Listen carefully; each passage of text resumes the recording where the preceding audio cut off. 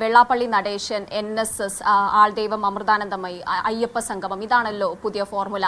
CPM-ന്റെ ഈ ഒരു അപജയത്തെ എങ്ങനെ കാണുന്നു? അതായത് ഇപ്പോൾ തെരഞ്ഞെടുപ്പ് നടക്കാൻ പോകുന്ന സംസ്ഥാനങ്ങളിൽ തമിഴ്നാട് മുഖ്യമന്ത്രി സ്റ്റാലിനും ബംഗാൾ മുഖ്യമന്ത്രി മമതാ ബാനർജിക്കുമുള്ള ഒരു കോൺഫിഡൻസ് പിണറായി വിജയനില്ല. അതിൻ്റെ തെളിവാണ് ഈ അടുത്ത കാലങ്ങളിലായി നടത്തിയ ഭൂരിപക്ഷ പ്രീണനം എന്ന് പറയുന്നത്. 8 നിലയ്ക്ക് പൊട്ടിയ അയ്യപ്പ സംഗമം ഭക്തജനങ്ങൾ തന്നെ തള്ളിക്കളഞ്ഞാണ്.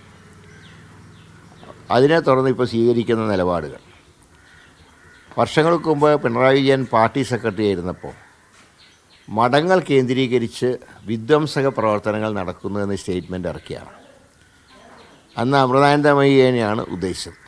ഇന്ന് അമൃതാനന്ദമയിയുടെ ജന്മദിനത്തിൽ പ്രതിനിധീനെ അയക്കുകയാണ് മന്ത്രി ചെറിയാൻ. ചെല്ലുന്നു, ഗവൺമെൻറ്റിൻ്റെ മൊമെൻ്റ് കൊടുക്കുന്നു, ചുംബിക്കുന്നു. സ്വാഭാവികമായിട്ടും എല്ലാ വർഷവും അമൃതാനന്ദമയി അമ്മയുടെ പിറന്നാൾ ആഘോഷിക്കാറുണ്ട്. പലപ്പോഴും ഞങ്ങളെപ്പോലുള്ള പൊതുപ്രവർത്തകരെ വിളിക്കാറുണ്ട്, ഞങ്ങളൊക്കെ പങ്കെടുക്കാറുണ്ട്. പക്ഷേ ഇത്രയും കാലം പങ്കെടുക്കാതിരുന്ന CPM ഇലക്ഷന് തൊട്ടുമുമ്പുള്ള ജന്മദിനത്തിൽ പങ്കെടുക്കാനും ആശംസ അർപ്പിക്കാനും നിൽക്കുന്നതും വോട്ട് കണക്കാക്കി തന്നെയാണ്. ഇപ്പോൾ ഇവിടെ നടക്കുന്നത് കപടഭക്തി. അപ്പോൾ ഇതെല്ലാം വെച്ചുകൊണ്ട് ഇവിടെ അധികാരത്തിൽ വരാമെന്ന് CPM കരുതണ്ട. ഇപ്പോൾ അയ്യപ്പ സംഗമത്തിൽ ഞങ്ങൾ പങ്കെടുക്കാത്തതിൻ്റെ പേരിൽ ഞങ്ങൾക്ക് 10 വോട്ട് നഷ്ടപ്പെട്ടാൽ 20 വോട്ട് മറുഭാഗത്ത് ഇങ്ങോട്ട് വരാനുണ്ട്. കാരണം CPM-ലെ യഥാർത്ഥ CPM-നെ സ്നേഹിക്കുന്ന പ്രവർത്തകർ ഇവിടെ ഭരണമാറ്റം ആഗ്രഹിക്കുകയാണ്. അവരുടെ വലിയൊരു ശതമാനം വോട്ട് ഞങ്ങൾക്ക് കിട്ടും. NSS ജനറൽ സെക്രട്ടറി CPM-നൊപ്പമാണെന്ന് ഒരു ഉറച്ച നിലപാടിൽ എത്തിയിരിക്കുകയാണ്. ഇത് കോൺഗ്രസിന് ഒരു ക്ഷീണമാകുമോ? ഞങ്ങൾക്കൊരിക്കലും ക്ഷീണമില്ല. കാരണം ഞങ്ങളുടെ നിലപാട് മാറ്റിയിട്ടില്ലല്ലോ. ഞാൻ പറയുന്നത് അന്നും ഇന്നും ഒരു നിലപാട് സ്വീകരിച്ച പാർട്ടി കോൺഗ്രസ് അല്ലേ. NSS ആദ്യം സർക്കാരിനെതിരായിരുന്നു, ഇപ്പോൾ സർക്കാരിൻ്റെ കൂടെയാണ്. ഞങ്ങൾക്ക് അന്ന് ഇന്ന് വരെ നിലപാടുള്ളൂ. ഞങ്ങൾ അന്നും വിശ്വാസികളോടൊപ്പമാണ്, ഇന്നും വിശ്വാസികളോടൊപ്പമാണ്. ആ വിശ്വാസികളെ വഞ്ചിച്ച പിണറായിയുമായി യാതൊരു ബന്ധവും ഞങ്ങൾക്കുണ്ടാവില്ല. LDF സർക്കാർ ന്യൂനപക്ഷങ്ങളുടെ ഒപ്പമാണെന്ന് പറയുന്നു. എന്നാൽ വെള്ളാപ്പള്ളി നടേശൻ പല ഘട്ടത്തിലും ന്യൂനപക്ഷങ്ങൾക്കെതിരെ മലപ്പുറം പരാമർശം പോലെയുള്ള പരാമർശമൊക്കെ നടത്തിയ വ്യക്തിയാണ്.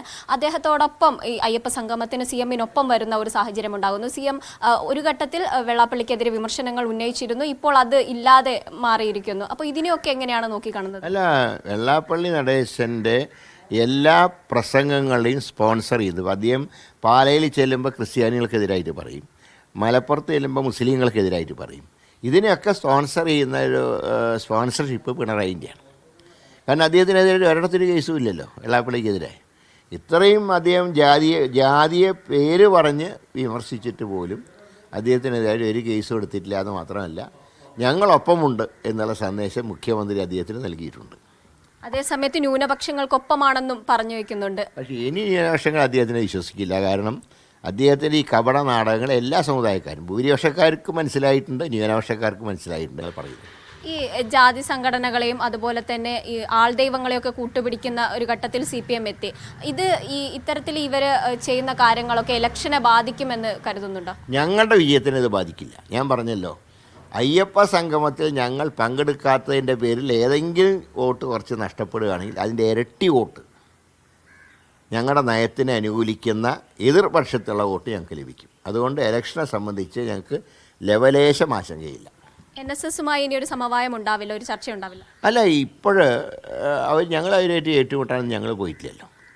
ഈ വിഷയത്തിൽ സംസാരിക്കാൻ വരണ്ടെന്ന് അദ്ദേഹം പറഞ്ഞിട്ടുണ്ട്. അപ്പോൾ പിന്നെ അതിന് പ്രസക്തിയില്ല. അപ്പോൾ ചോദ്യത്തിന് പ്രസക്തിയില്ല. ഇലക്ഷൻ NSS CPM-നൊപ്പം തന്നെയായിരിക്കും? അതെനിക്ക് പറയാൻ സാധ്യമല്ല. ഇപ്പോൾ ഈ ഒരു സംഭവത്തിൽ NSS അവരുടെ കൂടെ നിൽക്കുന്നു എന്നുള്ളതുകൊണ്ട് ഇലക്ഷന് കൂടെ നിൽക്കണമെന്നില്ലല്ലോ. അത് ജനറൽ സെക്രട്ടറിയോട് വ്യക്തമായിട്ട് പറഞ്ഞല്ലോ.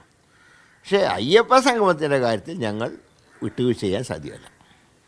അതെ, ഇത്തരം ഫോർമുലകളൊന്നും ഇലക്ഷനെ ബാധിക്കില്ലെന്നാണ് K മുരളീധരൻ പറഞ്ഞു വെക്കുന്നത്. ക്യാമറ പേഴ്സൺ രാജീവിനൊപ്പം സനിസ ശോഭ ചന്ദ്രൻ, മീഡിയ 1, തിരുവനന്തപുരം.